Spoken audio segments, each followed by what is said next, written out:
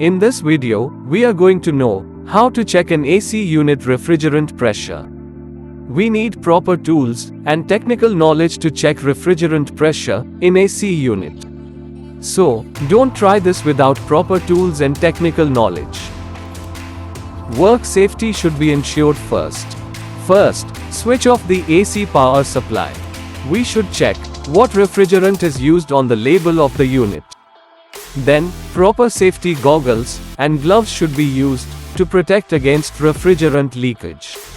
Then, take the necessary tools. An important tool is the manifold gauge. Manifold gauge should have low pressure and high pressure gauge. There should be hoses for that.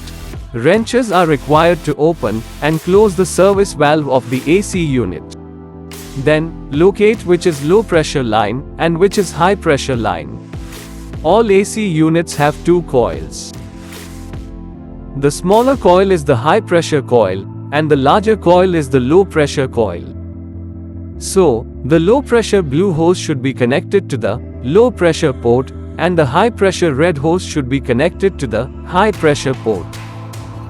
Now, refrigerant travels through these hoses and reaches the gauges. Gauges show how much pressure there is. This is not a correct reading, as the unit is now switched off.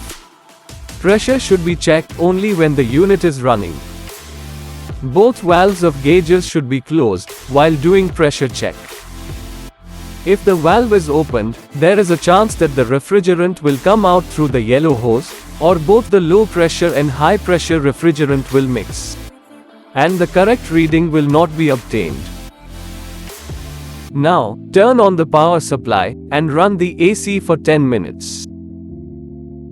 If you run the AC for 10 minutes, all the refrigerant in it will stabilize. Only then, we will get correct readings. After 10 minutes, we get the correct readings when we check the pressure on both the gauges. Refrigerant pressure varies depending on the type of refrigerant and the size of the unit.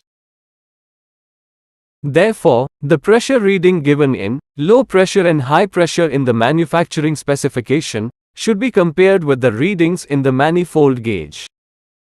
If the refrigerant pressure is low, the refrigerant should be charged.